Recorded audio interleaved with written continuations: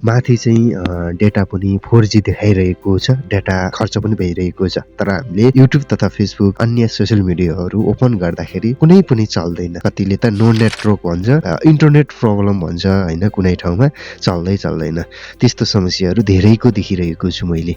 यसलाई चाहिँ अफ गर्नका लागि है, यो चाहिँ खासमा किन भएको हो भन्दाखेरि यो चाहिँ तपाईहरूले विभिन्न माध्यमबाट एउटा थर्ड पार्टी VPN चलाउनाले गर्दाखेरि अथवा चाहिँ अलरेडी रूपमा हामीले केही सोसियल मिडियाहरूलाई स्क्रोल गर्दै जाँदाखेरि VPNहरू डाउनलोड भएर चाहिँ त्यो भएको हो। मोबाइल नेटवर्कको DNS मा चाहिँ प्रब्लम भएर चाहिँ त्यस्तो खालको प्रब्लम आएको हो। त्यो प्रब्लमलाई सल्भ गर्नका लागि, पुनः नेटवर्क चलाउने बनाउनका लागि चाहिँ तपाईले सुरुमा त आफ्नो टाइम एन्ड डेट हेर्नु होला। टाइम एन्ड डेट ठिक छ भने तपाईले सेटिङमा आउनु होला। सेटिङ खोलिसकेपछि अलिकति स्क्रोल गर्दै गइसकेपछि यहाँ मोर कनेक्सन भन्ने अप्सन छ, यहाँ चाहिँ टच गर्नु होला। यति गरिसकेपछि यहाँ प्राइभेट DNS भन्ने छ, यहाँ टच गर्नु होला। पहिला त्यो भन्दा अगाडि चाहिँ के गर्नु होला भने माथि VPN छ, त्यो VPN मा टच गरेर हेर्नु होला तपाईको मोबाइलमा कुनै VPN छ कि छैन।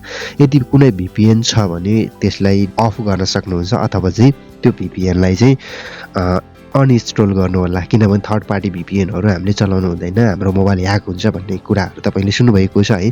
त्यसलाई अफ गर्नु होला। र मेरो चाहिँ यो पैसा तिरेको VPN नै हो, किनेको VPN हो, यो मेलन VPN भन्ने, यो चाहिन्छ भने तपाईले कमेन्ट गर्न सक्नुहुन्छ। त्यसपछि तपाईले यो प्राइभेट DNS मा टच गरेर चाहिँ यहाँ तपाईको private DNS provider host name भनेर चाहिँ तल्लोपट्टिमा सिलेक्ट भएको हुनसक्छ अथवा चाहिँ अफमा सिलेक्ट भएको हुनसक्छ। यसलाई चाहिँ अटोमेटिकमा राखेर चाहिँ सेभ गर्नु होला।